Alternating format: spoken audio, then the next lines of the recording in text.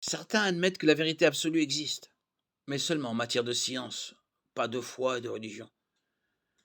Cette philosophie s'appelle le positivisme logique et a été popularisée par des philosophes comme David Hume, John Heyer, qui affirment que les affirmations de vérité sont soit des tautologies, par exemple que tous les célibataires ne sont pas mariés, soit empiriquement, scientifiquement vérifiables.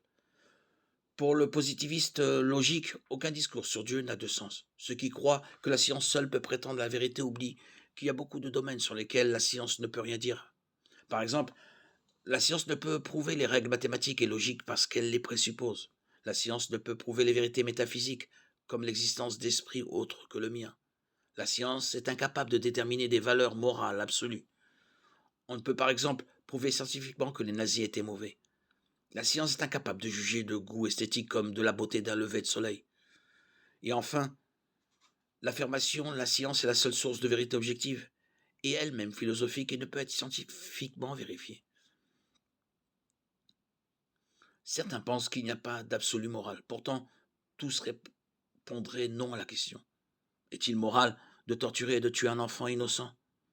De manière plus personnelle, les tenants d'une morale relative veulent toujours que leur conjoint leur soit entièrement fidèle.